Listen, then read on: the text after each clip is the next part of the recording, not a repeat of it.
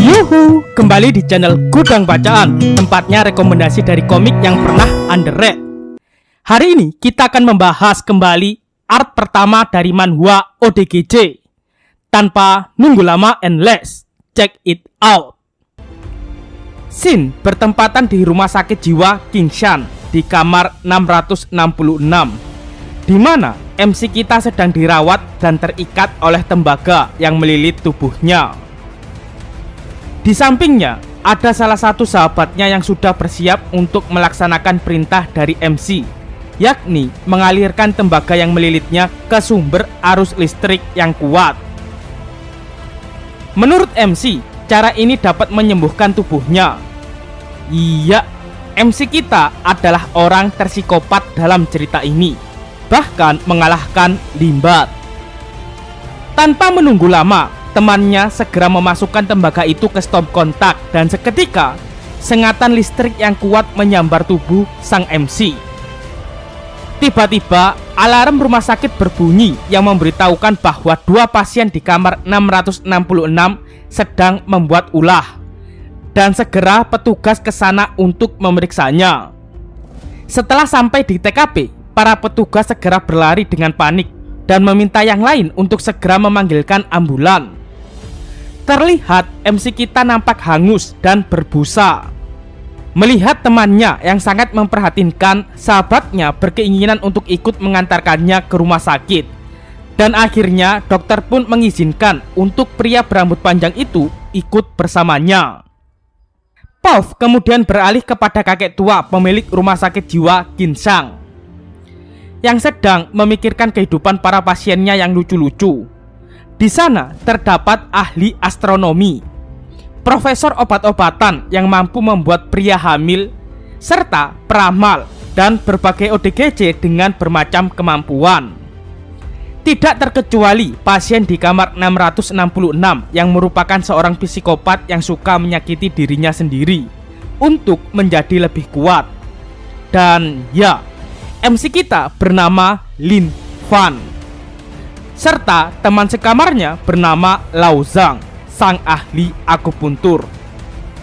Scene kembali kepada Lin yang sudah sadar dan merasa bahwa tubuhnya merasa lebih baik sesuai dengan buku yang ia baca.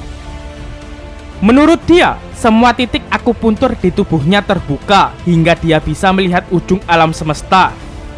Tapi menurut Zhang, itu adalah efek akupuntur yang ia tusukkan di kepala Lin saat ini, hingga memancarkan darah di kepalanya.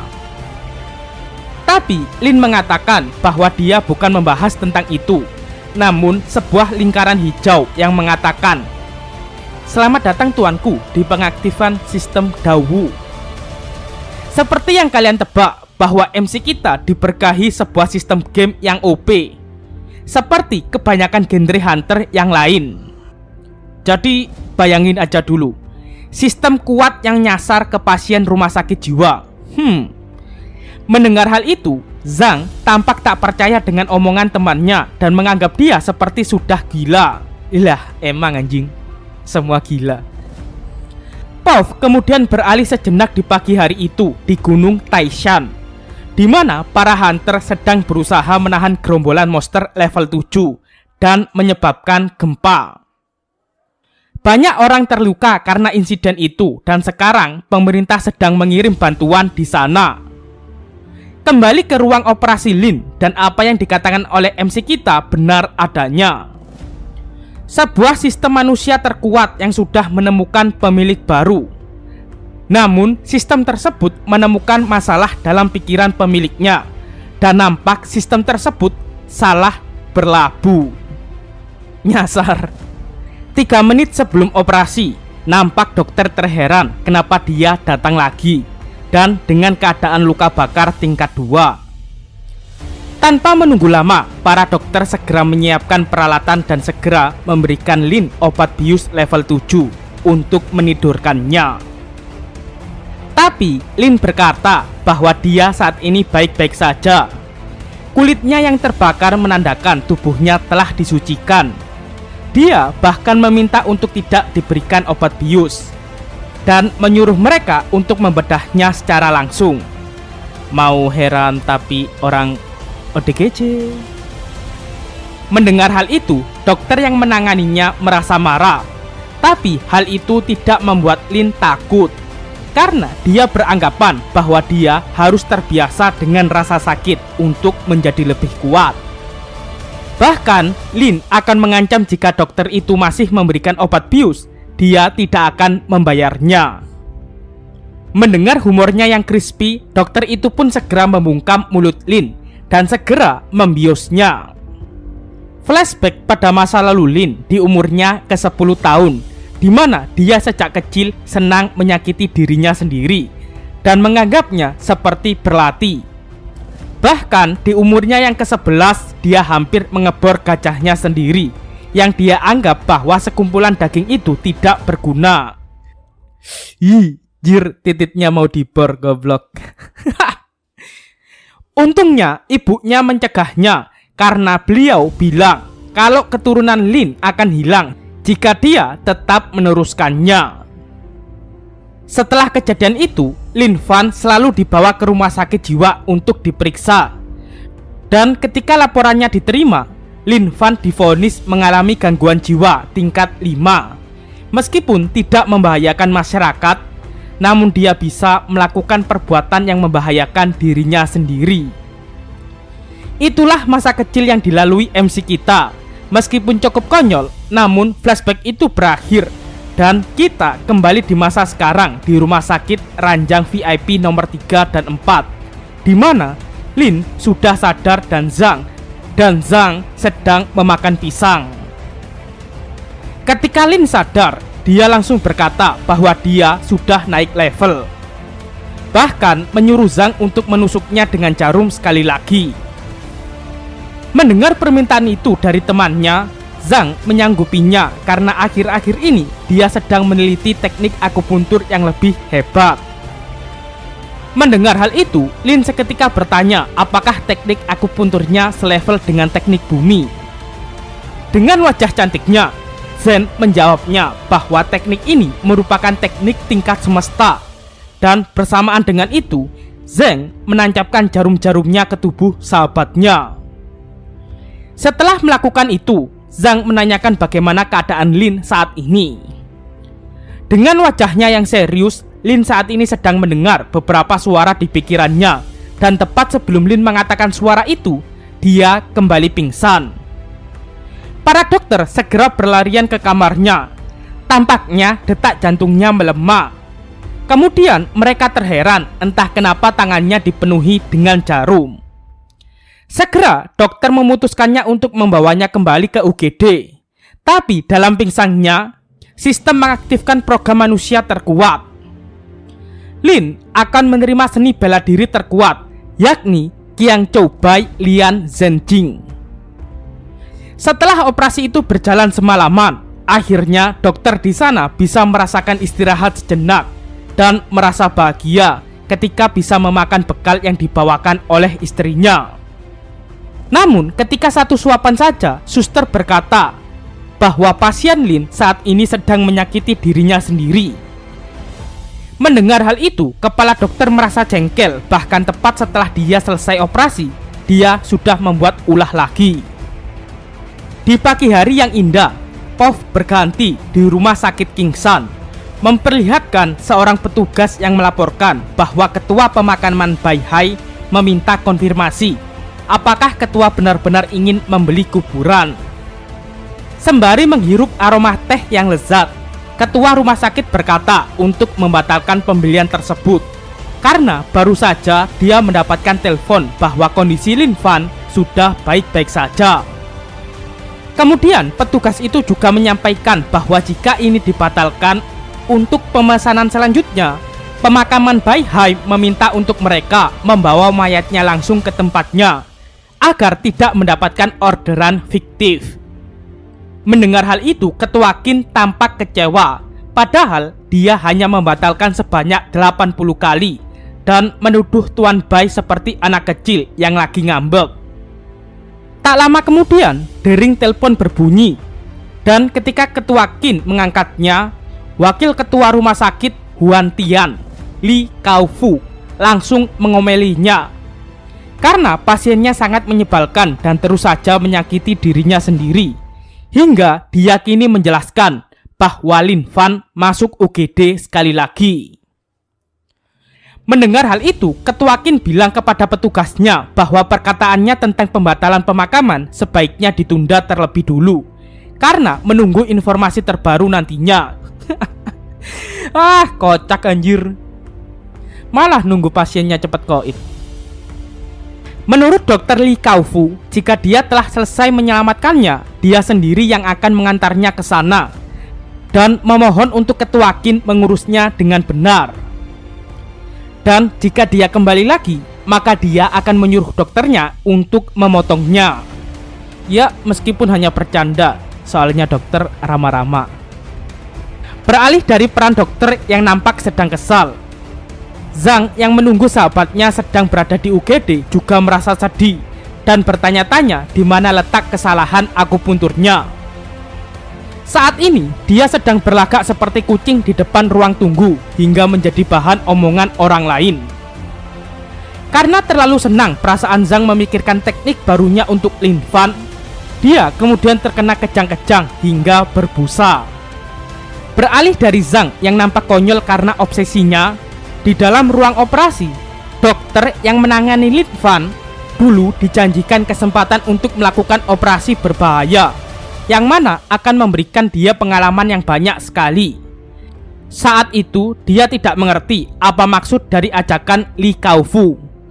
Namun ternyata setelah dia ikut bergabung dalam rumah sakit tersebut, akhirnya dia tahu kenapa beliau mengatakan hal tersebut.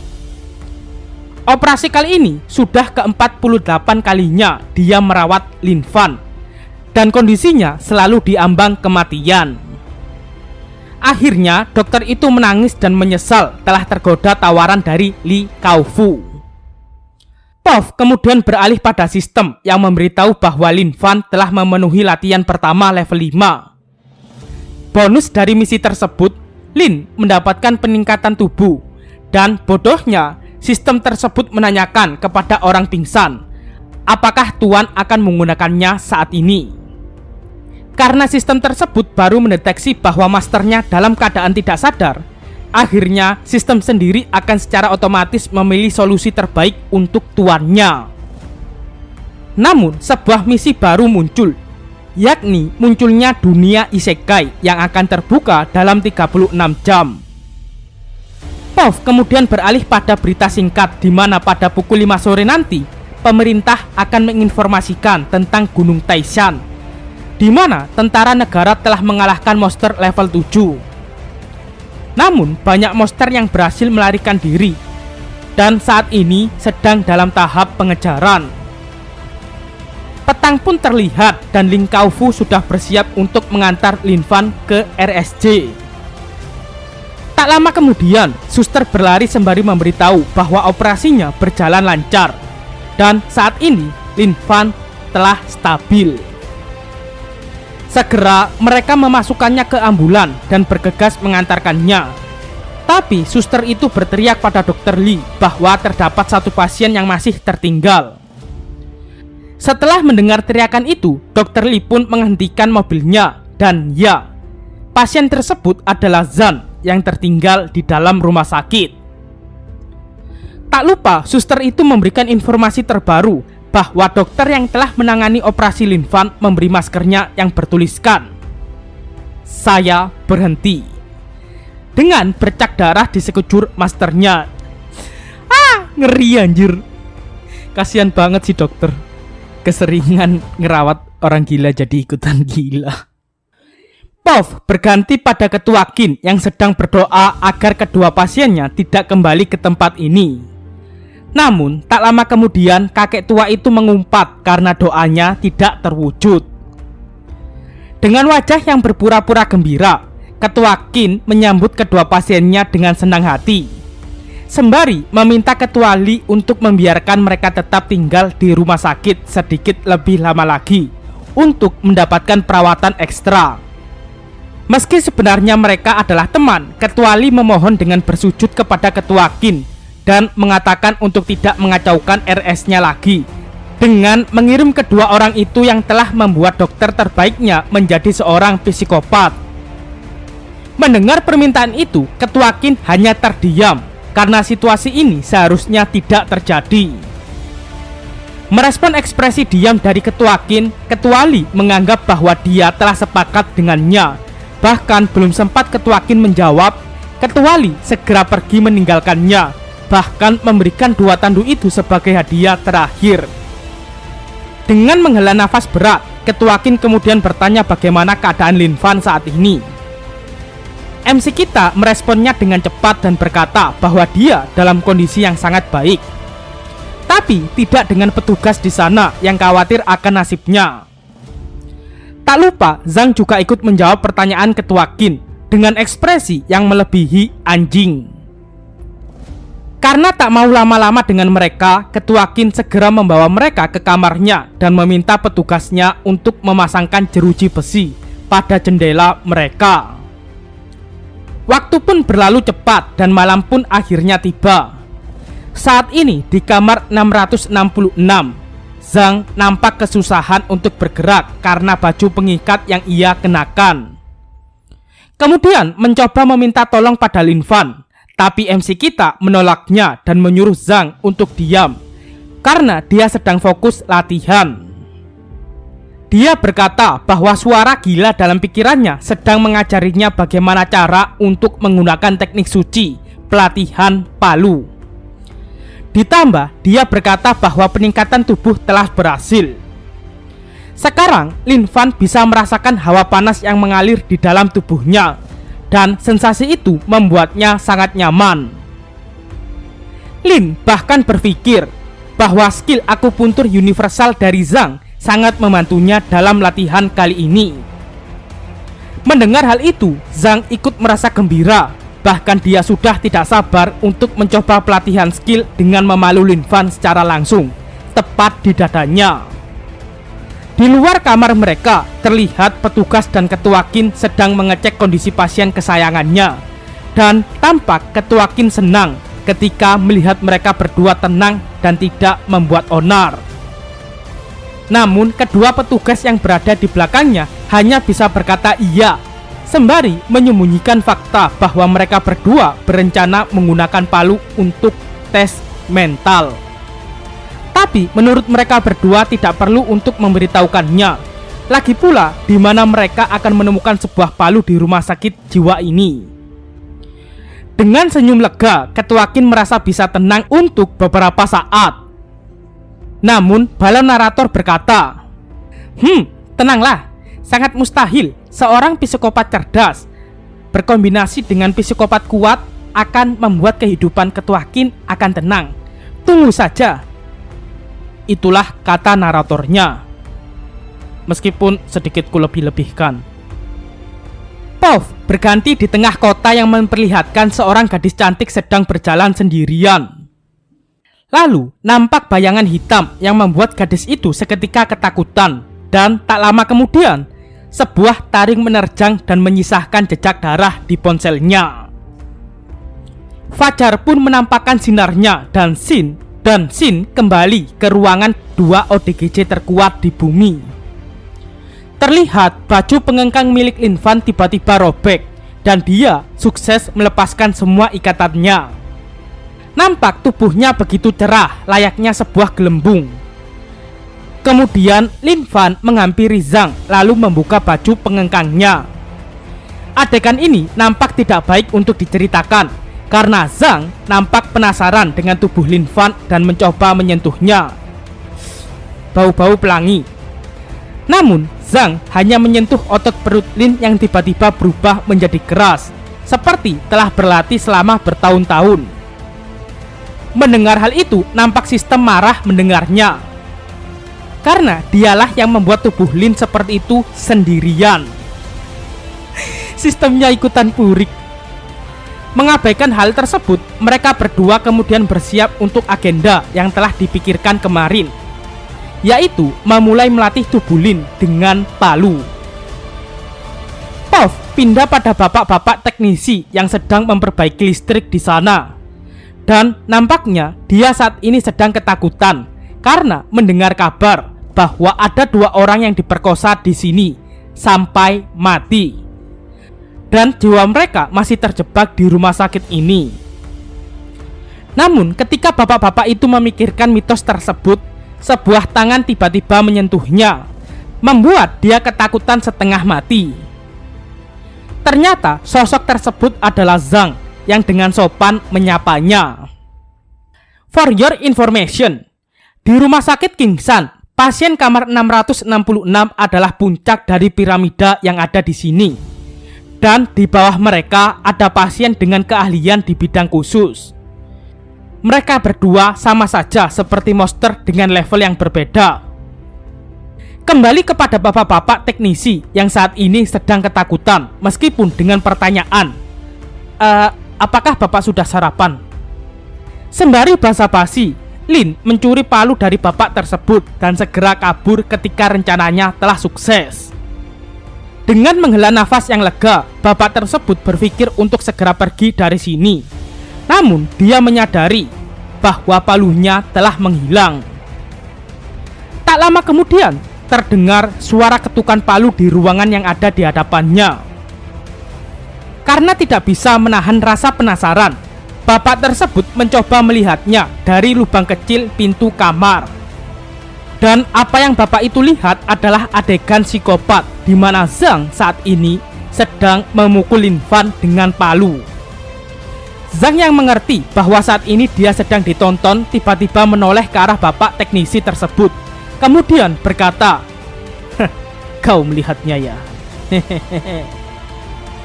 Merespon hal itu, bapak tersebut langsung berteriak ketakutan dan berlari sembari berkata bahwa ada pembunuhan. Siapa yang gak lari digituin anjir? Sin berpindah sejenak kepada sistem yang memberitahu bahwa Lin Fan telah menyelesaikan tahap pelatihan level D dan mendapat peningkatan pada salah satu di bagian tubuh, antara lain lengan, kaki, kepala, dan titik. Entah gimana translate-nya, emang gitu, sumpah. Karena sistem tahu bahwa MC kita memiliki masalah mental, maka sistem otomatis akan memilih bagian lengan. Sebuah sistem yang ngasih pertanyaan sendiri, jawab sendiri, dan aktivitas sendiri. Menhua sebelah mah lewat. Apa itu pilih-pilih? Setelah melihat kejadian itu, pekerja teknisi segera melaporkannya kepada petugas. Namun apesnya, dia ikut dibawa ke ruangan itu kembali untuk memastikan apa yang dia lihat adalah benar. Meskipun sudah memohon dan merangkak tidak ingin ikut, tapi apa daya, pria itu tetap diseret masuk. Setelah kepala Qin membuka pintu kamar 666, tampak keadaan sudah kembali normal. Bahkan tidak ada berkas darah yang berceceran. Lin dan Zhang juga nampak santai sembari meminum sari kedelai yang mereka anggap cola dan sprite. Untungnya mereka tidak tampak aneh sehingga Ketua Qin bisa menenangkan pekerja teknis bahwa apa yang dia lihat hanyalah hayalan. Akhirnya pekerja teknisi tersebut memohon untuk tidak memanggilnya lagi, dan dia berharap untuk mengembalikan ganti rugi palunya yang hilang agar bisa cepat pulang. Tapi jika gajinya dilipat gandakan, dia akan mempertimbangkan panggilan tersebut. Mendengar bahwa palunya hilang, Ketua Qin segera menyuruh mereka untuk mengembalikannya. Tapi mereka berdua mencoba berbohong dengan berkata bahwa mereka tidak tahu apa-apa. Karena mata Ketua Qin sangat jeli, dia langsung menoleh ke arah titik Lin Fan yang menonjol. Dan dengan pasrahnya, Lin mengambil benda itu di sarang burungnya dan segera mengembalikannya. Namun mereka berdua harus cekcok terlebih dulu antara melemparkan palu itu atau Ketua Qin yang menghampirinya. Bekas titit nggak tuh? Nampaknya Ketua Qin ragu akan menghampiri Lin Fan karena besok adalah hari ulang tahunnya dan dia tidak ingin merayakannya di pemakaman. Namun apa daya, dia perlahan mendekat ke arah Lin dengan jantung yang berdebar kencang. Dan setelah Ketua Qin mendapatkan palunya Dengan tangannya yang gemetaran, sorak-sorai dari petugas yang ada di sana memeriahkannya. Dengan ekspresi leganya, Ketua Qin memberikan palu itu kepada teknisi sembari berkata, "Tenanglah, ini hanya masalah kecil." Kemudian mengusap wajahnya yang bercucuran keringat. Waktu pun berlalu dengan cepat dan malam sudah merubah langit menjadi gelap kebiruan. Berita malam ini, monster yang melarikan diri menjadi masalah besar bagi warga.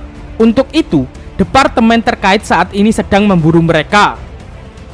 Para pasien di sana yang melihat pembawa acara itu sontak berebut dengan mengaku bahwa dia adalah istrinya atau anaknya dan istriku. Taulah, ntar admin ikutan konslet lagi, rebutan istri. Tak terkecuali dengan Lin Fan yang ikut mengatakan bahwa dia adalah pacarnya. Mendengar hal itu, Zhang dengan wajah curiga mengatakan pada sahabatnya bahwa dia sangat percaya padanya. Di sisi lain, terdapat kelompok yang telah melakukan hasil tes kekuatan dan bersiap untuk menangkap monster-monster yang sedang berkeliaran menurut berita. Parti mereka beranggotakan 4 orang berlevel 2 dan dengan percaya diri akan mengalahkan semuanya. Mereka adalah siswa elit dari 4 sekolah elit yang tidak ingin melewatkan kesempatan ini untuk membiarkan pasukan khusus kota Mianhai merendahkan mereka. Tepat hari ini, Sabtu 29 Februari, pasien rumah sakit tampak ceria seperti biasa. Namun, hanya Zhang yang kebingungan mengira bahwa hari ini adalah 7 Maret, sembari melihat jam tangannya. Lin kemudian berkata bahwa jam milik sahabatnya sudah rusak. Namun Zheng menyangkalnya karena jam miliknya adalah Rolex terbaru yang baru saja dia beli dengan harga ratusan juta. Tiba-tiba seorang pria berkacamata muncul dari belakang Zhang dan segera memeriksa jam miliknya. Tampaknya dia adalah pakar arloji yang memiliki sales marketing tingkat dewa. Dan tentunya dia memberikan perbaikan berbagai masalah secara gratis pada pelanggan VIP-nya. Dengan gesit, pria itu menyiapkan spidol dan secara cepat membersihkan tangan Zheng, lalu menggambarnya sesuai waktu terbaru. Hanya dengan itu, Zheng kembali ceria seperti biasa. Tapi tak berselang sehari, dia baru sadar bahwa jam tangannya ternyata palsu karena sudah luntur terkena air. Aduh, humor orang gici. Lin yang melihat itu segera menghibur temannya dengan memberikannya sebuah kola dan mulai bercerita bahwa suara yang ada di kepalanya mulai memanggilnya. Saat ingin bilang detailnya kepada Zhang, sistem memberitahu bahwa ketika hitungan mundur berakhir, Lin telah berhasil membuka dunia lain dan dunianya akan mengalami penghentian waktu. Sistem berharap Lin menyelesaikan misi tersebut untuk kembali seperti semula. Misinya adalah membantu penerus dari pendiri Qiang Cuai Liang Zhangjing keluar dari situasi pembulian di sekolah. Dan tepat di hari ini, Lin Fan ditransfer di universe lain di sebuah kamar berwarna pink dan lucu. Bahkan MC kita mengira dia berubah menjadi seorang gadis. Tapi ternyata setelah dicek lebih jelas, dia sadar bahwa yang dia rasuki adalah pria gila dengan titik yang suka warna pink. Setelah beberapa saat, ibunya memanggilnya untuk sarapan pagi dan berkata, "Nak, teman sekelasmu mungkin suka bercanda, jadi tidak perlu khawatir untuk pergi sekolah lagi ya. Kamu sudah mau SMA loh, jadi fokus untuk belajarmu saja." Mendengar hal itu, MC kita sungguh tidak peduli dan hanya fokus untuk segera menghabiskan makanannya. Setelah itu, Lin segera bergegas berangkat sekolah untuk menghindari basa-basi yang tidak perlu. Sembari berjalan, MC kita mengamati kehidupan damai di dunia itu. For your information, Lin saat ini masuk di tubuh siswa bernama Cheng Yang. Maka di hari ini dia akan melaksanakan kesehariannya, yakni sekolah. Tampaknya MC kita memiliki kepribadian yang baik hati karena masih mau mengalah untuk seorang perempuan yang sedang kehabisan tempat duduk. Tiba-tiba muncul pria berambut ungu yang merupakan teman sekelas Cheng, yakni Zhang Hao. Ternyata dia merupakan salah satu orang yang membulinya. Dan karena hari ini Lin tidak mendapatkan tempat duduk yang ia perintahkan, Hao segera menepuk pipi Lin dan mengancamnya. Diingatan Lin yang ia peroleh dari Cheng Yang, pria tersebut senang memukuli serta menindas Cheng Yan. Dengan perilaku Hao seperti itu, Lin hanya menatapnya hingga membuat Hao ketakutan. Namun tak lama kemudian, sebuah teriakan mengagetkan penumpang bis yang berkata, "Pembunuh! Ada pembunuh gila! Cepat jalankan bisnya, cepat!" Namun sopir bis itu telat meresponnya hingga membuat pembunuh itu ikut masuk ke dalam bis. Seketika semua orang di dalam sana ketakutan kecuali Lin yang berkata, "Aku rasa dia bukan orang gila." Segera pria botak tersebut melirik gadis di sebelah Lin dan dengan agresif segera menerjangnya. Namun ayunan pisau tersebut berhasil Lin tahan hanya dengan satu tangannya sembari berkata, "Kenapa kau membawa pisau itu untuk membunuh?" Mendengar hal itu membuat sang pembunuh semakin panik ketakutan. Ditambah cengkeraman Lin semakin kuat dari sebelumnya.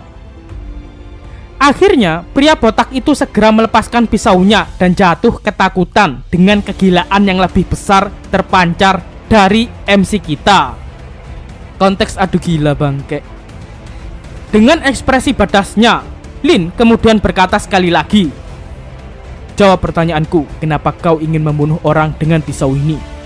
Ucap Lin Fan. Tak berselang lama, polisi segera datang ke tempat lokasi beserta ambulan yang segera mengevakuasi para penumpang. Sementara di dalam bis, terlihat penjahat itu nampak ketakutan dengan tekanan yang MC kita berikan.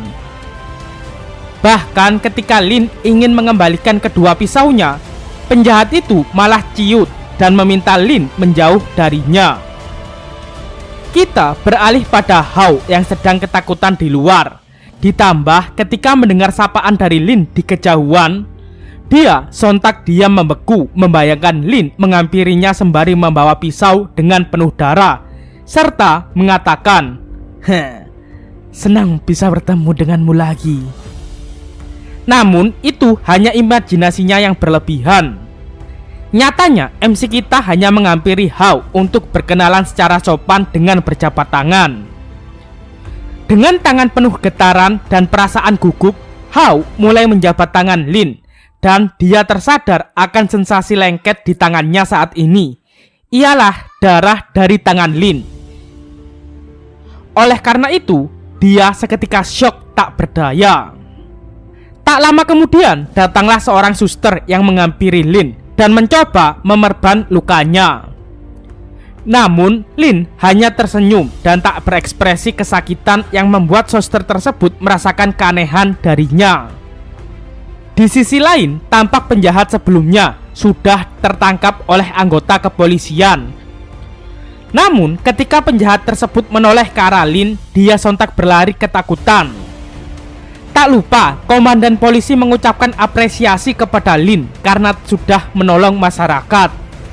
Namun Lin segera meninggalkan petugas tersebut karena dia harus berangkat ke sekolah saat itu juga. Tetapi Pak polisi tersebut segera mengejar Lin sekali lagi dan memintanya untuk ke rumah sakit terlebih dulu dan mendapatkan penanganan yang baik. Namun MC kita berkata, "Itu tidak perlu Pak, karena rasa sakit ini adalah bagian dari latihan. Semakin sakit diriku, maka semakin kuatlah aku." Mendengar kalimat itu, Pak polisi tersebut akhirnya berhenti dan pasrah hingga berpikir ada sesuatu yang aneh pada sosok siswa tersebut. Akhirnya, Lin telah sampai di sekolah SMA Chuang Wei, di mana aroma buku menyambut dirinya yang mengingatkannya pada Zhang Lao. Setelah memasuki sekolah, Lin segera mencari kelasnya dan ternyata Cheng Yang adalah siswa SMA kelas 12. Aku kiranya SMP, ternyata sudah SMA. Sontak MC kita segera mencari tempat duduk yang kosong dan merenung layaknya admin waktu SMA di kehidupan aslinya. Lin Fan tidak pernah masuk SMA karena kondisi mentalnya yang membuat dirinya harus diobati, dan hal itu membuat ibunya sedih. Di saat lamunannya, tiba-tiba sebuah pensil menancap di lengannya, dan ternyata itu adalah ulah seorang gadis yang tak terima karena Lin melewati garis pembatas wilayah di mejanya. Gadis itu mengira jika Lin ditusuk dengan kuat seperti ini, dia akan berdiri kesakitan dengan ekspresi manisnya. Namun nyatanya MC kita tidak berekspresi sama sekali, meski tusukannya lebih kuat. Lin bahkan menanggapi pembulian itu seperti lelucon yang ada di rumah sakit jiwanya. Mendengar hal itu, gadis tersebut semakin kebingungan dan mencoba melihat dengan detail tusukannya. Dan ketika dia melepaskan pensilnya, darah menyembur keluar hingga muncrat di kepalanya, sehingga membuat gadis itu berlari ketakutan. Ternyata gadis itu adalah pacar dari Hao yang bernama Li Shu. Melihat hal itu, temannya yang duduk di sebelahnya segera terpikir untuk memukulinya setelah pulang sekolah sebagai balas dendam. Namun, Hao menolak rencana itu dan berkata bahwa Cheng yang saat ini tidaklah normal. Mendengar hal itu, temannya sontak keheranan karena nyatanya Cheng yang dianggap seorang gay. Jadi, apa yang tidak normal dari itu? Bersamaan dengan obrolan itu, Lin tiba-tiba menghampiri mereka berdua dan berkata, "Hai, aku ingat kalian suka bermain denganku kan?" ucap Lin dengan tersenyum. Mendengar kalimat tersebut, Hao segera berdiri dan menjabat tangannya layaknya teman yang sangat akrab. Merespon tingkah Hao yang nampak ketakutan membuat teman sebangkunya semakin keheranan dan mengira bahwa temannya sudah gila. Tak lama kemudian, pelajaran pun dimulai dan apesnya Lin menjadi orang yang terpilih untuk membacakan tugas puisi yang diberikan di pelajaran sebelumnya. Namun, dengan berani, Lin berdiri dan mengatakan bahwa dia tidak ingat sama sekali. Merespon jawaban muridnya membuat guru yang terkenal killer tersebut menatap Lin dengan penuh tekanan. Namun, setelah berselang beberapa detik, guru yang terkenal killer tersebut merasa ketakutan. Dan ketika Lin bertanya, "Bu, apakah aku boleh duduk?" Guru tersebut merasa tidak nyaman, hingga dia memperbolehkannya untuk duduk. Sontak, situasi tersebut menjadi perbincangan seisi kelas dan bertanya-tanya apakah dunia ini sudah menjadi gila. Tak lama, kelas pun usai dan terlihat Lin sedang jongkok di depan stop kontak. Pasti kalian bisa nebak nantinya gimana. Melihat tingkah aneh dari MC, siswa berambut biru tersebut segera menghampirinya dan bertanya apa yang sudah dia perbuat pada temannya Hao. Karena enggan untuk menjawab, membuat siswa itu kesal dan marah. Namun, Lin mengutarakan niatnya untuk menempelkan kunci itu ke stop kontak, karena arus listrik dapat merangsang tubuh manusia dan membantunya menjadi lebih kuat. Mendengar hal itu, membuat siswa yang akan membulinya merasa jengkel, malah mencoba menantang dia untuk melakukan hal tersebut. Tanpa basa-basi, Lin segera melakukan itu hingga teks peringatan narator terlihat.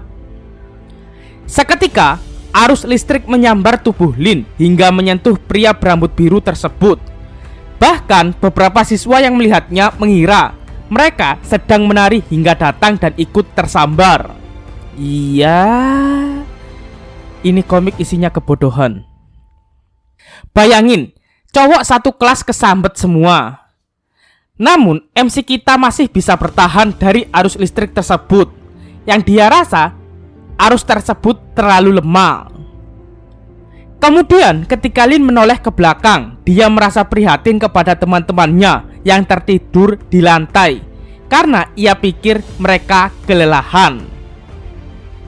Tanpa rasa berdosa, MC kita melewati tumpukan ikan tersebut dan segera bergegas pergi ke toilet.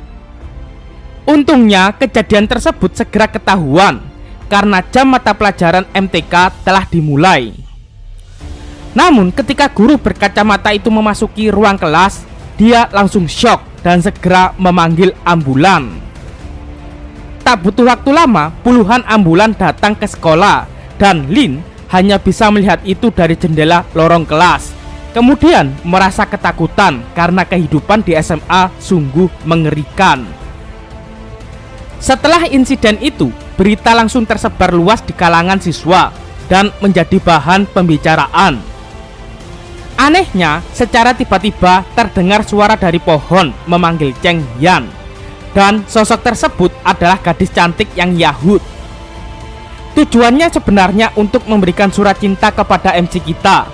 Namun surat tersebut terebut terlebih dulu oleh geng pembuli terkenal di sekolahnya, yakni Tang J. Melihat hal itu, gadis tersebut segera meminta surat itu kembali. Namun malah jadi bahan candaan oleh Tang J. Merasa kesal dengan momen itu, Lin segera melompat dengan cepat dan mengambil kembali surat tersebut. Hanya dengan satu gerakan saja, hingga membuat Tang J marah padanya. Lalu pembuli tersebut berkata bahwa jika Lin membacakan surat tersebut di depannya, maka dia akan mengampuninya untuk hari ini saja. Dengan polosnya, MC kita menanyakan terlebih dulu kepada gadis itu apakah suratnya ingin ia bacakan di depan umum. Dengan gelengan kepala, Lin mengerti akan hal itu dan menyuruh Tang J berhenti untuk mengganggunya. Mendengar hal tersebut, sebuah pukulan keras tiba-tiba mengarah kepada Lin dan Tang J mengancamnya sekali lagi, bacakan atau tidak. Namun gadis tersebut segera berteriak untuk Lin segera membacanya supaya dia tidak menjadi korban kekerasan mereka. Namun dengan santainya Lin berkata, "Tenang saja, mereka tidak akan mampu menghajarku. Jadi aku tidak perlu mendengarkan ucapan mereka," ucap Lin. Mendengar perkataan itu, Tang J sangat marah. Bahkan para anak buahnya ikut merasa kesal. Segera Lin memukul pohon besar di belakangnya hingga tumbang dan membuat Tang J dan para gengnya diam terpaku. Pov berganti sekilas, di mana para siswa yang melihat pembulian itu segera melaporkannya kepada guru BP. Dan dengan responsif, beliau segera berlari ke tempat lokasi. Mereka langsung terkejut ketika melihat Tang J dan kawan-kawan menunduk di depan Cheng Yan yang terkenal melambai di sekolah. Sebagai pelajaran untuk Tang J dan kawan-kawan, Lin menyuruh mereka untuk menirukan ucapannya, yakni, "Sebaiknya kau ikuti perkataanku. Memalak orang lain adalah tindakan tercela. Membuli orang lain adalah tindakan hina. Izinlah ketika menyentuh barang milik orang lain. Kecamkan itu." Itulah kata-kata bijak dari MC kita yang ODGJ. Bersamaan dengan itu, Tang J juga mengucapkan kata-kata yang sama seperti yang dikatakan oleh Lin. Setelah mengucapkan itu semua, Lin segera menepuk Tang J dengan surat yang ia bawa sembari berkata, "Bagus, anak pintar." Ditambah, Lin menyarankan untuk mereka banyak makan dan latihan. Guru bahkan admin sendiri tak tahu ini manhwa plotnya gimana. Autornya juga bilang gitu. Setelah mengurusi Tang J dan kawan-kawan, Lin kemudian mengembalikan suratnya kepada gadis sebelumnya. Namun gadis itu berkata bahwa surat ini memang ditunjukkan untuknya.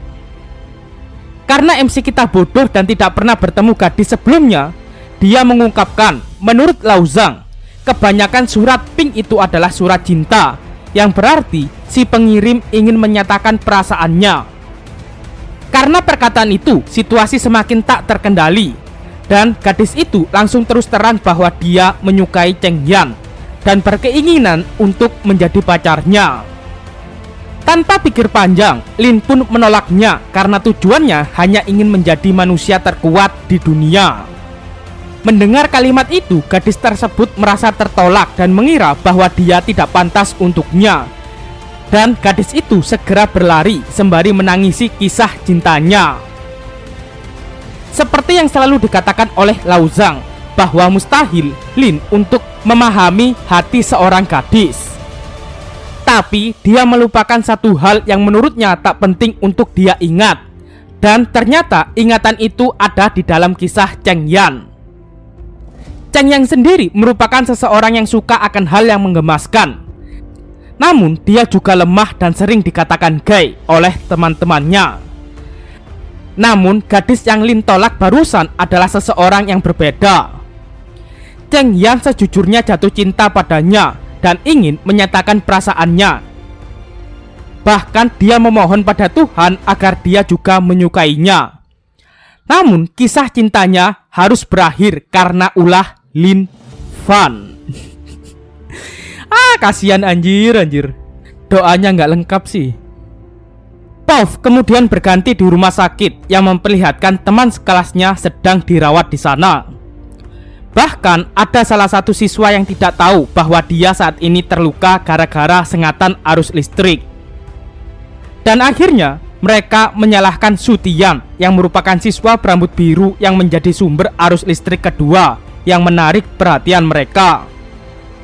Karena tak mau menjadi tersangka seorang diri, lalu Sutian berkata bahwa dia hanya menyentuh pundak Cheng Yan yang memasukkan kuncinya ke stop kontak. Tiba-tiba mereka tersadar bahwa saat ini tidak ada Cheng Yan dan beberapa mengira bahwa dia sedang masuk ruang ICU. Bahkan lebih parahnya, mati. Sesaat mereka merenungkannya, jika benar bahwa Cheng Yan nantinya mati, mereka berpikir mereka akan kehilangan babunya. Tiba-tiba suara ketakutan dari luar terdengar dan mereka mengira adalah dokter atau kunjungan dari keluarganya. Namun ketika pintu terbuka, Lin menongolkan kepalanya dan bertanya, apakah kalian siswa SMA Zhuanghui? Ucap Cheng Yan. Melihat itu, teman-temannya auto mengangat terkejut. Lin dengan santainya berjalan dengan membawa bingkisan sembari berkata, aku akhirnya bisa menemukan kalian. Kalian pasti rajin belajar hingga tertidur di kelas dan sampai masuk rumah sakit. Dan bersamaan dengan itu, teman-temannya berpikir dalam hati, kenapa dia tidak terluka sama sekali, masih hidup dan baik-baik saja. Lalu, Lin membagikan satu persatu kotak susu dan sosis untuk teman-temannya. Namun, Sutian menolak keramahan itu dan berusaha mengusirnya. Tapi, Hao berpikir sebaliknya dan menyuruh temannya yang bodoh untuk sedikit rendah hati. Tiba-tiba, semuanya dihebohkan dari pesan grup di mana bos mereka, Tang Jie, tunduk di hadapan Cheng Yan hingga membuat mereka getar ketakutan. Seketika, Sutian merubah sikapnya dan segera menghormatinya. Pov beralih di atas gedung rumah sakit yang memperlihatkan seorang pria yang berdiri di tepi gedung. Nampaknya dia dicampakkan istrinya, bahkan membawa selingkuhannya ke rumah sakit untuk meminta tanda tangan surat cerai. Pria itu tampak kecewa meski sudah 10 tahun menikahi istrinya, namun berakhir disia-siakan. Oleh karena itu, pria tersebut memilih melompat dan bunuh diri. Namun beruntungnya, Lin segera mendekat di jendela dan segera menangkap pria tersebut, kemudian menariknya masuk ke dalam gedung dengan satu tangan.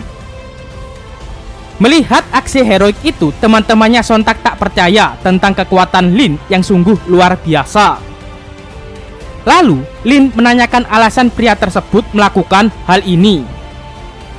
Dengan emosi yang sudah tak terbendung, pria tersebut mulai mengatakan keadaannya dan juga permasalahannya.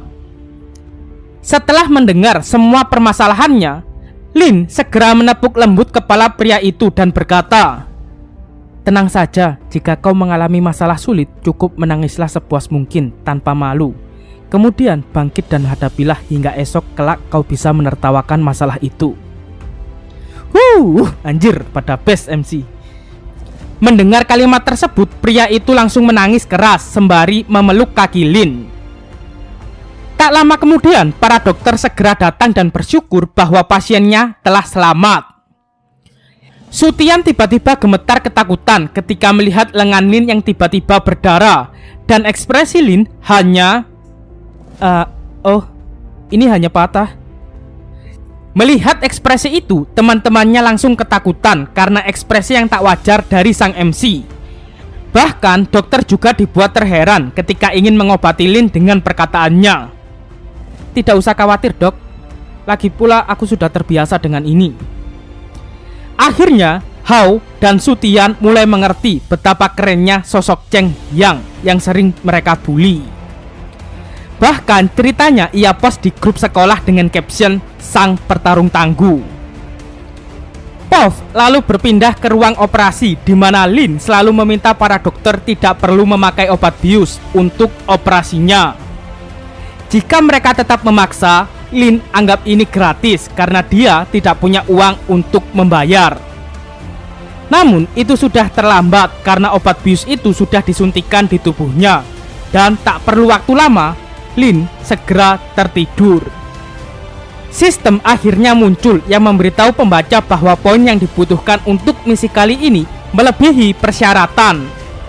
Status misi sudah terselesaikan hingga level S dan hadiah yang diberikan berupa Kyangchun by Lian Art top level dan Kizong material pelatihan. Lin akan dikembalikan ke dunianya dalam 3 detik dan alur waktu akan kembali normal. Tak butuh waktu lama, Lin kembali tepat sebelum dia terisekai. Dan segera Linglung kebingungan. Kemudian Lin bertanya kepada Zhang apakah dia tahu tentang suara yang dia dengar di kepalanya. Lalu MC kita menjelaskan bahwa suara itu sempat mengirimnya ke isekai dan berubah menjadi orang gila yang memakai piyama perempuan berwarna pink. Dan tanggapan Zhang hanyalah, "Astaga, sosok itu benar-benar mesum." Pov beralih sekilas di dunia isekai di mana ibu Cheng yang sudah berada di rumah sakit sedang menunggu putranya sadar. Namun tak lama kemudian Yang terbangun dan berteriak kesakitan layaknya manusia normal. Namun waktu tersebut berselang cukup cepat hingga Cheng Yan sembuh dan kembali bersekolah. Tapi ketika sampai di gerbang, dia merasa ketakutan karena suasananya terasa sepi. Bahkan dia meminta ibunya untuk menemaninya masuk ke dalam sekolah. Tapi suara langkah kaki yang banyak menghampirinya dan ternyata Hao, Sutian, bahkan seluruh gangster SMA itu berdiri di hadapannya. Kemudian bersujud dan memberi hormat. Seketika wajah Cheng Yan pucat yang tak tahu menahu tentang hal ini. Siswa yang awalnya dibully sekarang menjadi panutan bagi seluruh siswa di sana. Cuk, sumpah admin gak kuat lihat gambarnya, pengen ngakak. Keren anjir. Bahkan gadis yang ingin menembak Cheng kala itu hanya bisa melihat kegagahan doinya dari jauh, sembari mengingat kembali alasan penolakannya. Dari awal hingga saat ini hanyalah sebuah prolog dalam manhwa ini. Oleh karena itu, episode pertama berdurasi sangat memuaskan sebagai intro project terbaru Marathon.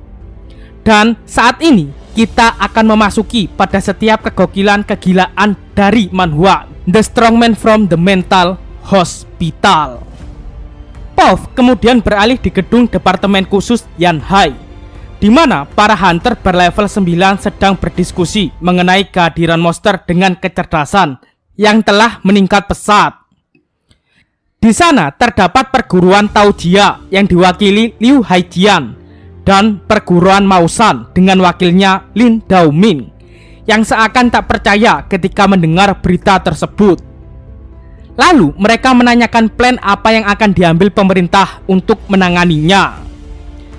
Namun ada juga perwakilan dari perguruan Yijia, King Son, yang seakan tak peduli dengan hal itu, sehingga mendapatkan bentakan langsung dari ketua.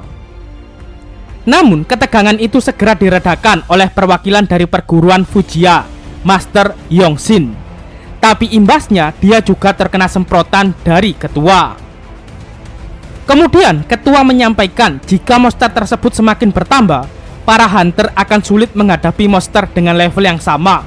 Dan jika ini berlanjut, seluruh penduduk kota berada dalam bahaya. Untuk itu, mereka wajib memperingati semua anggotanya dan siaga. Kemudian Lin Daoming menyela perkataan itu dengan asumsinya jika para hunter berlevel rendah saja sudah tidak berguna, sebaiknya kita pulang dan mengucapkan kata-kata perpisahan. Toh mereka akan mati kelelahan ataupun terbunuh. Namun belum selesai kalimat pesimis itu terucap, sebuah energi menghantam pria tua itu. Ternyata serangan tersebut berasal dari ketua departemen khusus kota Yanhai, sekaligus top 1 hunter level defense, Du Yan. Pria bermata satu tersebut berkata, "Jika para petarung tidak ingin mati terbunuh maupun kelelahan, maka berharap saja pada keajaiban ada seseorang yang lebih kuat muncul dan menolong kalian semua," ucap Du Yan. Shin kemudian beralih di rumah sakit di mana ada pesta perayaan ulang tahun ketua Qin di sana. Pak tua itu begitu bahagia dan berharap bahwa hari ini dia bisa mendapatkan kedamaian. Tapi tepat doa itu dipanjatkan, petugas datang dan melaporkan bahwa pasien kamar 666 telah membuat keributan. Ternyata Lin dan Zhang sedang berunjuk rasa meminta sesuatu yang mereka gambar. Dan ketika para petugas berusaha menebak gambar itu dan memberikan 2 buah telur dan 1 sosis, mereka tetap tidak mau dan tetap meminta apa yang seperti mereka gambar. Akhirnya Pak Kepala datang dan langsung melihat gambar tersebut. Kemudian pria tua itu menolak permintaan mereka. Mendengar hal itu, Lin dan Zhang segera berguling-guling layaknya bocah minta kiko, hingga terpaksa ketua Qin mengiyakan permintaan mereka dan menyuruh petugas mengambilkannya ke gudang. Admin dan bahkan petugas yang mendapat perintah tersebut juga kebingungan dan bertanya-tanya apa maksud dari barang yang mereka minta. Oke, admin kasih waktu untuk kalian komen. Jadi coba tebak gambar ini. Ya, meskipun bisa komennya waktu video habis sih. Ternyata barang tersebut adalah 2 bongkah barbel dan 1 karung tinju untuk mereka latihan. Setelah mereka bermain dan menghancurkan peralatan tersebut, Zhang meresmikan bahwa temannya sudah layak disebut hunter. Sistem rupanya nampak kecewa dengan apa yang mereka sebut latihan, sampai barbelnya cuil, bahkan kantong tinjunya bolong. Shin berpindah di lorong bawah tanah yang memperlihatkan puluhan tikus sedang berlari menjauhi pertempuran sekelompok hunter melawan monster iblis level 2. Kelompok tersebut terdiri dari 4 orang, dan satu-satunya gadis di party tersebut merupakan seorang healer yang segera merecovery teman-temannya yang nampak kelelahan. Tak lama setelah itu, pria berjaket biru segera mengeluarkan mantranya dan berhasil menerbangkan pedangnya ke arah anjing tersebut. Namun, monster itu masih bisa bergerak dan melancarkan serangan baliknya. Salah satu temannya kemudian menahan serangan balik tersebut untuk sementara waktu. Tak tinggal diam, monster itu kemudian menyerang menggunakan salah satu cakarnya dan mengempaskan gadis sebelumnya hingga terpental jauh dan terluka. Tampaknya kapten party tersebut mulai mengerti betapa menakutkannya monster yang ada di depannya, sehingga dia meminta rekannya segera menyelamatkan healer terlebih dulu dan berusaha untuk mengulur waktu. Tapi monster tersebut hanyalah berpura-pura lemah sedari tadi. Dan ketika dia mulai menunjukkan keseriusannya, pria botak yang menahan serangan tersebut langsung terbelah menjadi 2 dengan sekali terkaman. Gendrigor, anjir. Disusul kematian pria berjaket biru karena mencoba menyelamatkan kaptennya dari cakaran anjing tersebut. Di sisa hayatnya, gadis healer tersebut memberikan skill penyembuhan tingkat kedua untuk memulihkan kaptennya. Namun usaha tersebut berakhir sia-sia karena monster itu mampu menjatuhkan kapten partinya dengan 1 serangan. Karena tak ingin mati sia-sia, sang kapten berpikiran untuk meledakkan diri sendiri untuk memberikan luka serangan terakhir monster tersebut. Namun alhasil pengorbanan itu bahkan tidak bisa membakar bulu-bulunya dan hanya membuatnya sempoyongan.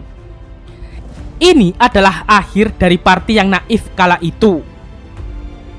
Keesokan harinya, Shin berganti memperlihatkan Zhang dan Lin sedang berada di taman rumah sakit. Nampaknya Zhang sedang bermain dengan para semut dan Lin tampak sedang bermeditasi. Lin akhirnya bisa mendapatkan teknik pelatihan Qi level mortal, yang mana telah meningkatkan tubuhnya. Kemudian pada tingkat ini tubuhnya dapat menyerap kekuatan langit dan bumi untuk meningkatkan kekuatan serangnya. Zhang yang melihat Lin sangat serius segera mendekat dan mengetahui bahwa suhu tubuh sahabatnya meningkat drastis. Ternyata Lin memaksa melatih skill kuno yang sangat kuat, dan teknik ini bisa membuat tubuhnya meledak. Namun dengan sigap, Zhang segera menusuk dahi sahabatnya dan segera melakukan akupuntur transisi galaksi di kepala Lin. Tak lama setelah itu, ledakan energi yang kuat terpancar dari Lin hingga mengempaskan Zhang, bahkan mampu membunuh semut yang bersembunyi di rerumputan. Akhirnya, sistem mengkonfirmasi bahwa Lin berhasil membuka kunci visi absolut yang menghilangkan kemungkinan meledakkan dirinya. Bahkan sistem sendiri tak percaya kenapa visi absolut bisa muncul. Setelah itu, Lin segera mengucapkan rasa terima kasihnya kepada Zhang karena dia telah membantunya berlatih dengan suara yang ia dengar di kepalanya. Mendengar hal itu, Zhang dengan mata berbinar-binar segera melesat ke arah Lin dan menanyakan perasaannya tentang akupuntur versi terbaiknya. Dengan senyum yang lebar, Lin berkata bahwa itu adalah teknik terbaik. Namun kali ini dia memiliki masalah yang lain, yakni kelaparan. Setelah berpikir lama, Zhang segera mengambil semut yang ada di tanah dan menyuruh Lin untuk memakannya. Menurutnya, semut itu adalah Ma Qin Xiadu, makanan yang kaya akan protein dan kalsium. Zhang meminta Lin untuk tidak perlu khawatir karena rasa semut itu seperti kepiting dan aman, karena dia sudah mencicipinya. Namun ketika Lin sudah membuka mulutnya, pengumuman petugas terdengar yang memberitahu bahwa jam makan siang telah dibuka dan semua orang berharap berkumpul di ruang makan. Segera Zhang melempar semut itu dan pergi bersama Lin menuju ruang makan. Shin kemudian berpindah di ruang makan yang nampak Lin memakan begitu banyak porsi tak terkecuali jatah milik teman-temannya. Namun, suster segera memperingatkan Lin untuk tidak terlalu rakus. Namun, MC kita masih bersikeras ingin makan dan makan, bahkan menyampaikan keluhannya kepada dokter. Serta lebih ekstrimnya lagi, MC kita bahkan memakan sendok, layaknya limbat. Beralih pada sistem yang sempat memberikan ucapan selamat kepada Lin karena meraih pelatihan Qi di level mortal sebelumnya. Namun, sistem lupa memberitahu bahwa efek samping dari skill tersebut, Lin akan merasa cepat lapar. Jadi, sistemnya juga ikut nge-lag dan lemot. Puff pindah di lorong bawah tanah, di mana skuad spesial tim investigasi sedang menyelidiki kematian party sebelumnya. Duyan yang ada di sana hanya bisa melihat kondisi tragis mayat tersebut di kejauhan, sembari mengumpat. Menurut hasil investigasi, para korban adalah murid lulusan dengan gelar terhormat dan sudah terkonfirmasi bahwa pertempuran itu 4 melawan 1. Namun merekalah yang berakhir dengan tragis. Duyan segera memberitahu laporan tersebut ke para petinggi dan tambahan informasi yang berhasil dia dapat dari reka adegan bahwa ini adalah ulah dari monster anjing level 2 yang bisa mengetahui titik lemah dalam strategi kelompok tersebut, sehingga informasi mengenai hunter dengan level serupa tidak akan bisa mengalahkannya adalah informasi yang valid. Ditambah saat ini monster tersebut mundur melalui sistem pembuangan. Namun kabar baiknya, dia kabur dalam keadaan terluka. Tapi sayangnya kejadian ini tidak jauh dari tempatmu, jadi Duyan menyuruhnya tetap waspada. Yang jadi pertanyaan adalah siapakah sosok tersebut yang Dufan telepon? Masih misterius.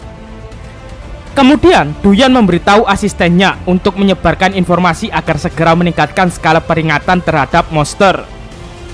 Kemudian menyuruhnya untuk membersihkan semua mayat korban dan memanggil keluarga duka untuk mengambil mereka.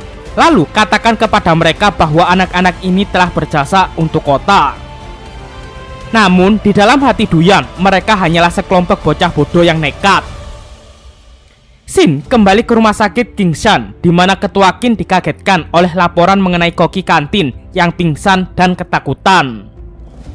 2 jam yang lalu saat masih di kantin, karena ulah Lin sebelumnya, dia dibawa petugas untuk kembali ke kamar.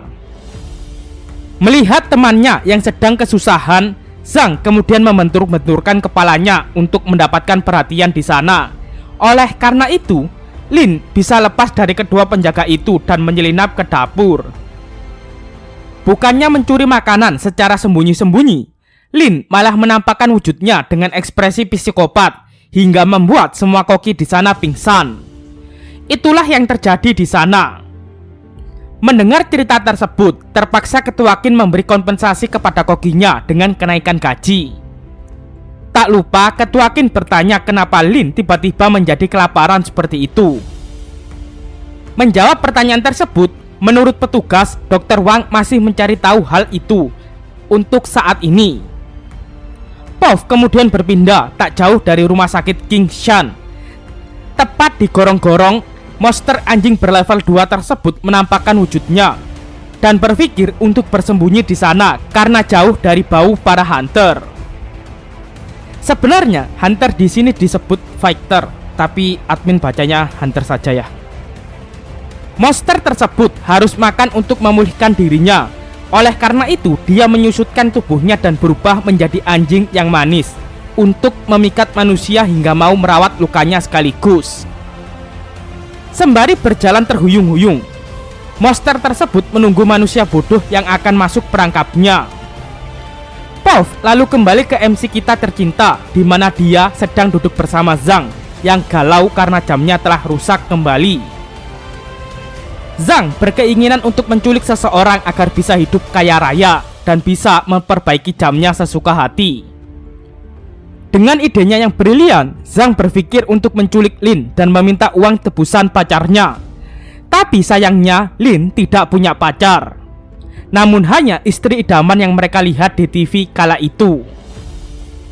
Akhirnya rencana Zhang untuk kaya raya sirna karena uang istri sahabatnya adalah uang Lin juga. Yah gitulah, entah kenapa admin ikut-ikutan somplak, bikin narasinya susah anjir. Tiba-tiba Zhang mendengar suara anjing dari luar jendela dan apesnya anjing tersebut masuk ke kamar yang salah. Oh ya, kalau kalian ingat, kamar MC kan di nomor 666, paling enggak di lantai 6 lah. Dan ya, autornya rela memanjangkan tubuh monster itu dan sengaja mempertemukan mereka. Jadi kesimpulannya, autornya, pembacanya, admin, bahkan kalian bisa jadi gila. So, resiko tanggung sendiri. Karena melihat anjing itu sedang terluka, Zhang membawanya masuk dan segera merawat lukanya dengan akupuntur. Karena masih belum mengerti anjing itu berada, dia merasa senang hati ketika dua manusia bodoh itu akan merawat lukanya. Bahkan ketika monster itu sudah berhasil sembuh, dia berpikir akan langsung memakan mereka. Namun setelah jarum sudah berhasil tertancap di keningnya, seluruh tubuh monster itu menjadi kebas kesemutan. Melihat hal tersebut, Zhang rasa dia harus memberikan beberapa jarum lagi ke kepalanya karena nampak itu terlalu sedikit. Jir, kasihan. Akhirnya anjing tersebut berakhir dengan penuh jarum di seluruh tubuhnya hingga mulutnya berbusa. Tiba-tiba suara perut Lin berbunyi dan dia mendapatkan notifikasi sistem yang mengatakan bahwa makhluk yang ada di depannya saat ini memiliki energi yang besar, sehingga bisa menghilangkan rasa laparnya untuk 3 hari ke depan. Setelah melihat notif tersebut, Lin menatap tajam anjing itu dengan berbagai informasi cara memasaknya. Melihat tatapan itu, monster tersebut merasa ketakutan. Kemudian Lin dan Zhang menatap satu sama lain dan berkata bahwa makhluk itu benar-benar imut, yang artinya dagingnya begitu lezat. Nggak bisa karepe dhewe bangsat. Mendengar hal itu, monster tersebut segera bercucuran keringat. Anjing itu sontak tak percaya apa yang ia lihat saat ini. Zhang kemudian mencabut akupunturnya karena dia merasa bahwa anjing itu sudah tidak memerlukannya lagi. Mata kedua manusia sableng itu sontak berbinar-binar menatap serius monster itu. Kemudian Zhang memegangi kepalanya dan berkata bahwa anjing ini akan beristirahat di surga karena di akhir nyawanya sangat bermanfaat untuk makhluk lain. Tak ingin berakhir sia-sia, anjing tersebut sontak memberontak dan menunjukkan wajah aslinya. Namun hal itu tidak membuat Zhang ketakutan. Bahkan dia gembira bahwa ukurannya bertambah besar sehingga tidak perlu berebutan untuk memakannya. Karena sudah jengkel dengan mereka berdua, monster tersebut menerkam ke arah Zhang. Tapi dia dibanting dengan mudah oleh Lin, sang ODGJ terkuat saat ini. MC kita lalu memarahi anjing tersebut karena ingin menggigit manusia dan berkata bahwa itu adalah perbuatan yang buruk. Merasa syok dengan situasi saat ini, monster tersebut berpikiran untuk mengoyak tangan Lin sekaligus. Namun Lin tak terluka saat ini. Bahkan gigi monster berlevel 2 tersebut tak kuat untuk melukainya. Zhang kemudian berkata bahwa dia ingin Lin menepuk bulunya yang lembut untuk menjinakkannya. Dan MC kita menuruti kemauan sahabatnya. Setelah itu mereka berpikir anjing tersebut sudah jinak sekarang, sehingga Zhang ingin menyentuhnya juga. Tapi ketika Zhang menempelkan tangannya, monster tersebut menggerang. Dan tiba-tiba sebuah ayunan tamparan dari Lin mampu mematahkan taring monster tersebut. OP banget. Lin kemudian berkata, "Sudah kubilang, anjing baik tidak boleh menggigit manusia, oke? Dan Zhang adalah sahabatku, jadi kau tidak boleh agresif padanya. Ingat itu," ucap Lin. Akhirnya Zhang bisa memeluk anjing tersebut tanpa khawatir.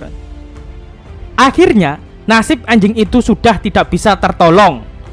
Dia saat ini hanya bisa bertanya-tanya seberapa kuat sebenarnya pria yang mampu mematahkan taringnya, serta menebak-nebak di level berapa MC kita saat ini.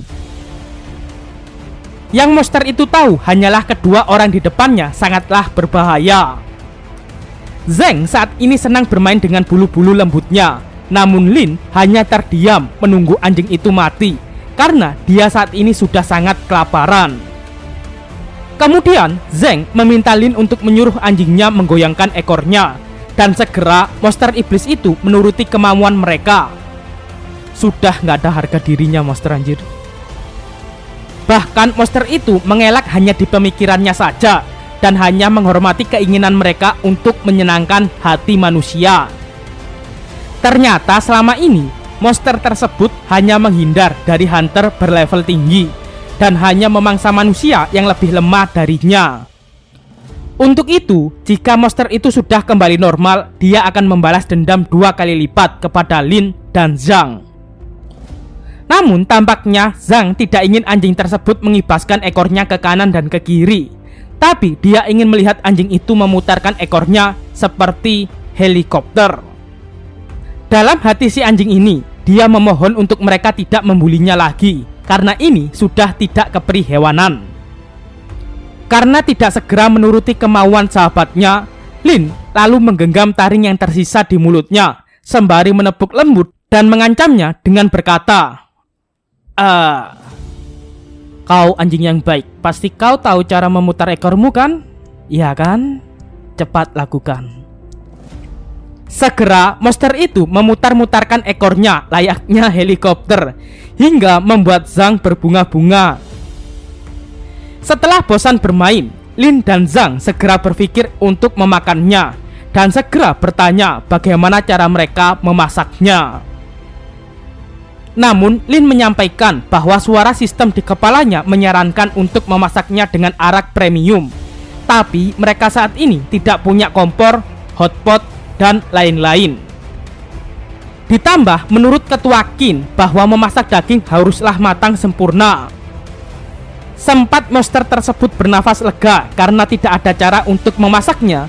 Tiba-tiba Lin mempunyai ide yang brilian, di mana mereka akan memanggang anjing itu dengan arus listrik. Ya, arus listrik. Mendengar ide tersebut, Zhang kemudian menyetujuinya dan berpikir bahwa mungkin itu adalah cara memasak yang lezat dan efisien. Akhirnya, hidup monster tersebut tinggal beberapa menit lagi, hingga dia berpikir apakah dia tersesat di neraka di dunia manusia. Setelah itu, ajal monster tersebut benar-benar datang, bersamaan dengan sengatan listrik di kamar 666. Bahkan autor memberitahu bahwa adegan ini tidak boleh untuk dicontoh. Zhang hanya melihat temannya memasak di ujung ruangan dengan penuh senyuman. Sedep jir. Nggak MC, nggak temennya psikopat goblok. Di sisi lain gedung, teman-temannya yang lain mengira bahwa Lin dan Zhang sedang berpesta sendiri tanpa mengundang mereka. Kembali ke Zhang yang saat ini sedang tepuk tangan ketika mencium aroma daging yang lezat. Dan tanpa bisa melakukan perlawanan, anjing tersebut saat ini sudah terbang ke surga. Kasihan anjir.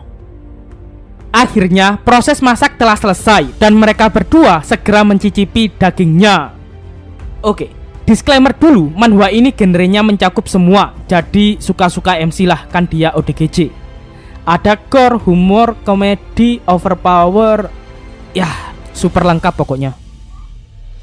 Karena ide MC, seluruh gedung mengalami gangguan listrik dan teknisi baru yang bernama Ling Ang sedang memeriksanya di titik kerusakan.